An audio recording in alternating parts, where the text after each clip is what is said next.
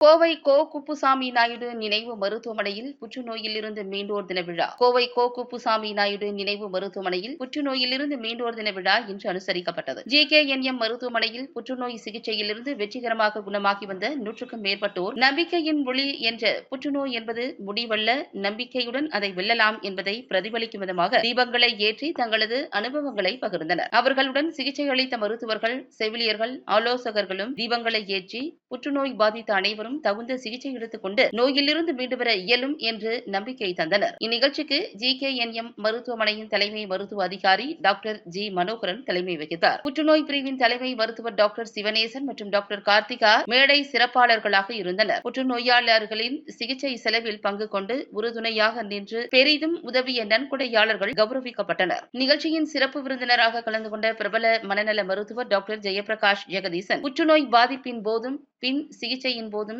ஏற்படும் மன ரீதியான பிரச்சனைகள் குறித்தும் அதனை வெற்றிகரமாக கையாளும் விதம் குறித்தும் பேசினர். தொடர்ந்து பிரபல பேச்சாளர் டாக்டர் ஷர்மிளா பானு அவர்கள் குறைகள் இருந்த போதிலும் தன்னம்பிக்கையுடன் சாதனை புரிந்தவர்கள் குறித்து பேசி புற்றுநோயாளர்களை ஊக்குவித்தார். நிகழ்ச்சியின் நிறைவாக GKNM மருத்துவமனையின் மாற்று மருத்துவர் டாக்டர் சுப்பிரமணிய காந்தி நோய் வலி மேலாண்மைக்கான யோகா மற்றும் மூச்சு பயிற்சிகளை நிகழ்வில் கலந்து கொண்ட அனைவருக்கும் விளக்கினார்.